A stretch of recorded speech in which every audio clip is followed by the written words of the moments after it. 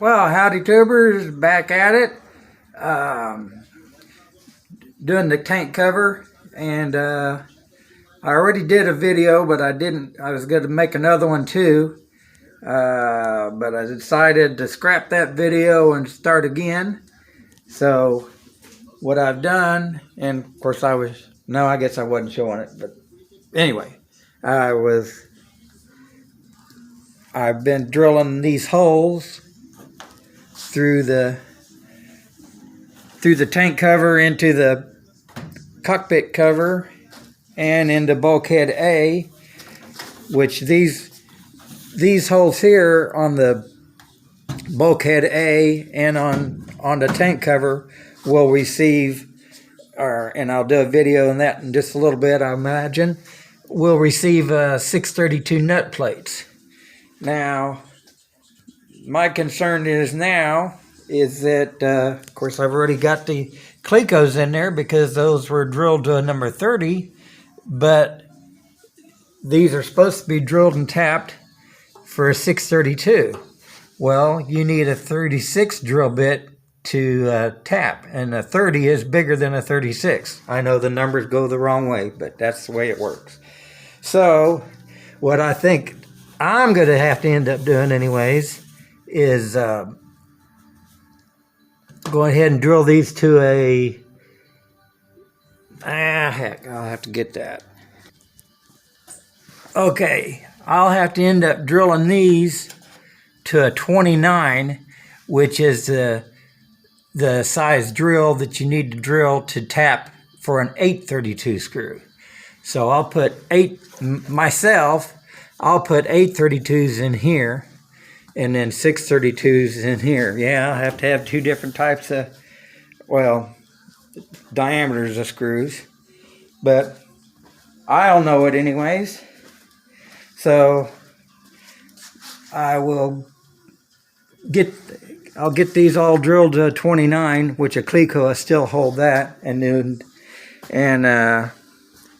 after you get the tank cover off, or I don't know, maybe I'll do it before, go ahead and tap those out through the side rails to a 632 with a tap, and then we'll start putting nut plates on here.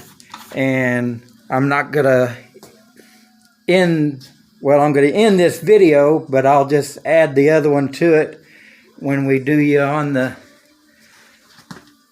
gizmo. I guess it's called an Osmo. Anyway, on the tripod.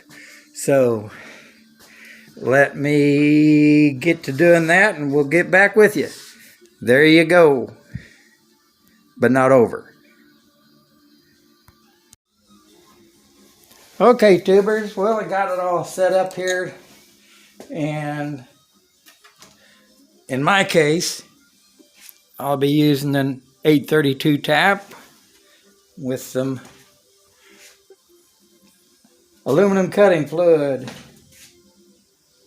I don't know if this is going to be boring or what, or if you can even see.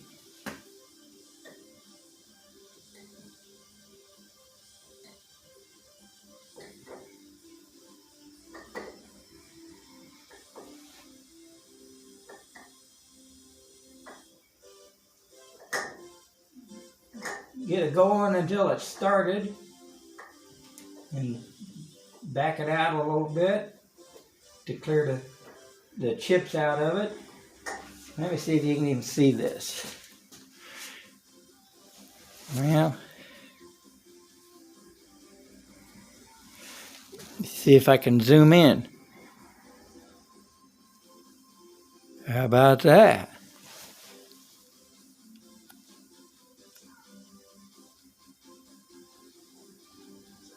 Okay.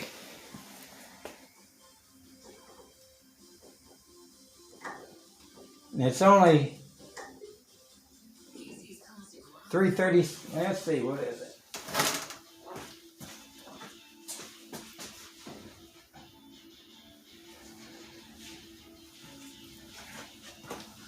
.332 wall on that side rail, so you're not tapping a whole lot.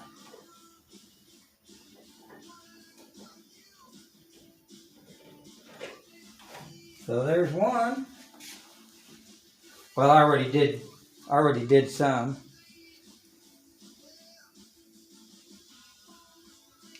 A little more fluid on there.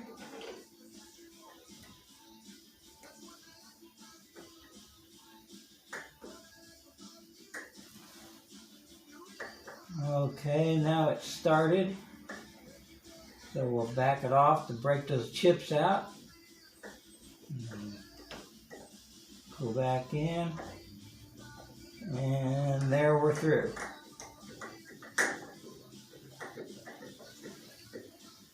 So now instead of boring you with the rest of this, I'll go ahead and do the rest of them, and then we'll take the tank cover off, and I'll be drilling and whatever for nut plates for the 632 nut plates on the top. So we'll stop this one. Okay, tubers, well, I'm just adding this video on to the last two videos, which were 3 minutes and 11 seconds and 3 minutes and 12 seconds. So hope to make this one a little longer. Well, I'll show you what I did first, and then we'll show you how we did it. Or at least how I do it. Okay, so there's the nut plate there, and well, I don't know if that showed up or not. And the back side. Is it there? I think that's it. Okay. So what I've already done then is went ahead and drilled these to these 632 holes for the 632 screws. I drilled them to a number 28 drill bit, which that's the body size drill bit for a 632 screw. And I was going to say, it's pretty handy to have these Harbor Freight number drill bits, letter drill bits, and fraction drill bits. Yeah. Oh, okay. Okay, that's another tip.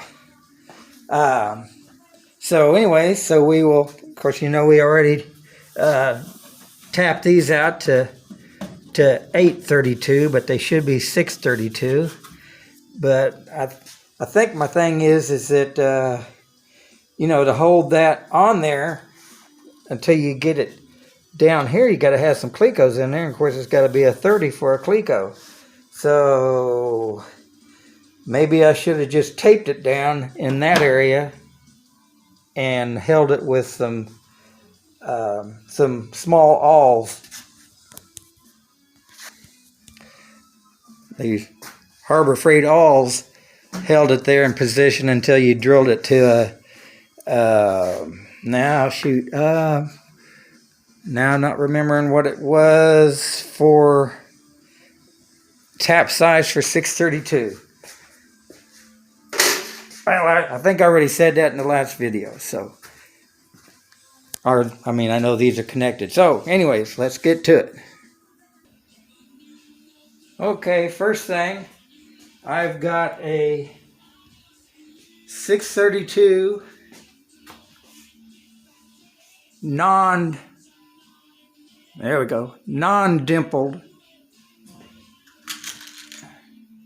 compared to what you will put in there, a 632 dimpled nut plate. So what I do is, can't do that because I got to take the instrument out of there, or I'll do it some other way. So we put that in there, and kind of lined up with your bulkhead. And this is a 40 drill bit.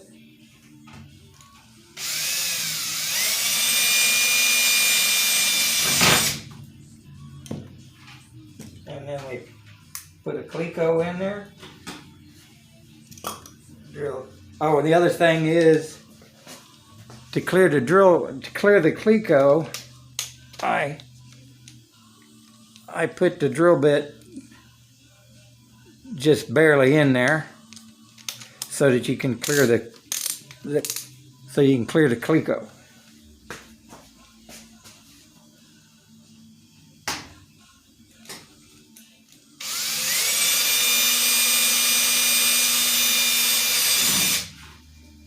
Okay. Now take that off. And whatever you got to deburr, if you can get behind there with a drill bit or your deburring tool, okay.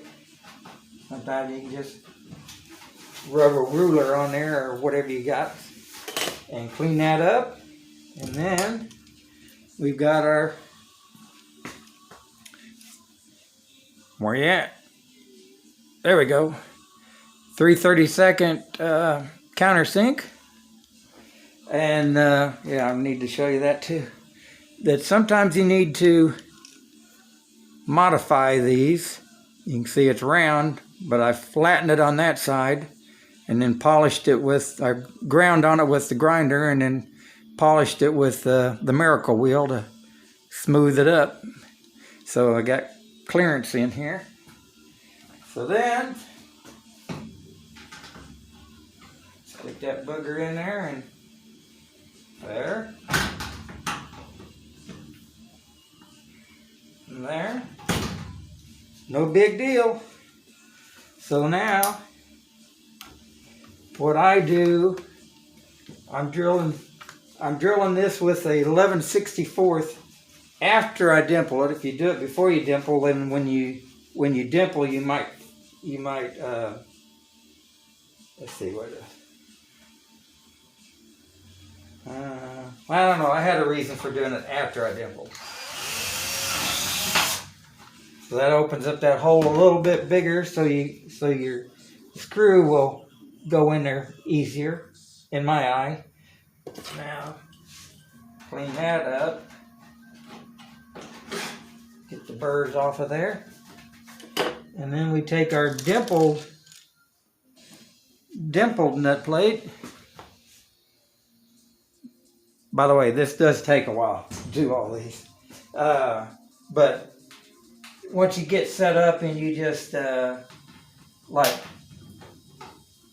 dimple them, or go through and dimple them all, then go back and drill them, and then go back and put your rivets in. Of course, now Hummel sends you these, they're called a BSC 3/32 rivet. There we go. Which, believe me, is much faster to do, but I like doing the solid rivets. So let me pause this while I change the sets on here. That's why I say you go through and go ahead and dimple them all before you go ahead and rivet them on, because then you don't have to change back and forth, change back and forth, change back and forth. Okay, so what I'm using is a AN 3-3 countersunk solid rivet, which is the same thing that I used up here at the top.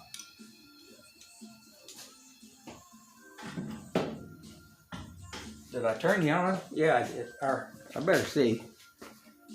Yeah.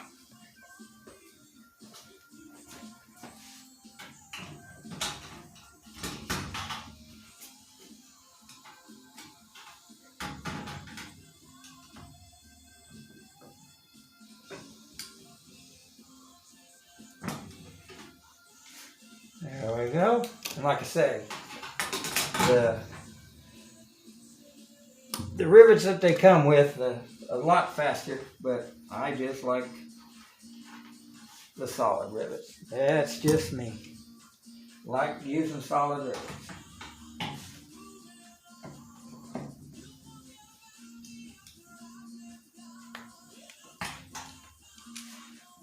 So maybe we'll do this one, and then I'll show you how to use the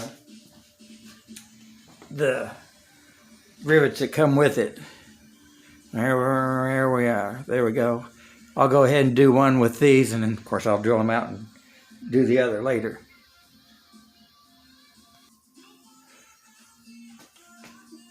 Well, let's see.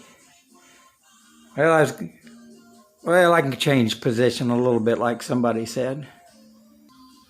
Okay, that's a little different, but I might be in the way, but I'll try not to be. So already deburred that. And it's already drilled to a 28 drill bit. Now we got a 40 drill bit.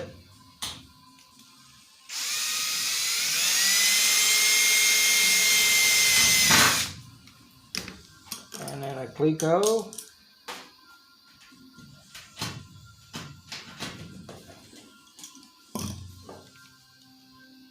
Drill it again.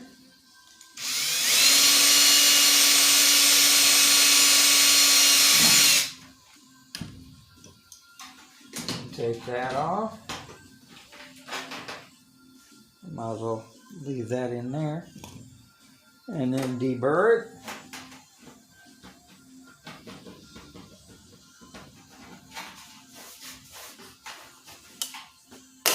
And then we will get those flat spots in the right spot.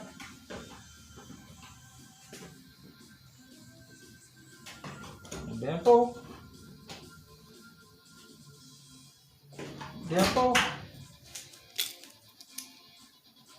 And now drill that out to 11/64, or maybe even a little bigger if you want. And deburr it.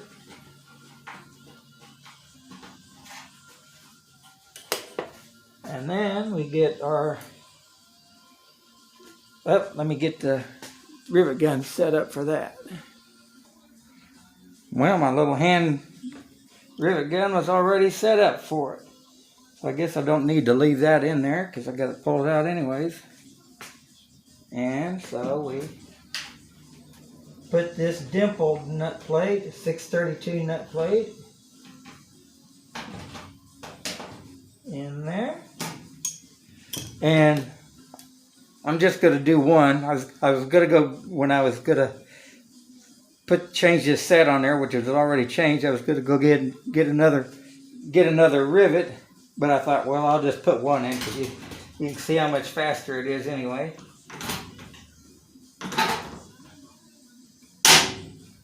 And there we go. So I will drill that out and put me a solid one in there. But that'll be end of this video. Let's see.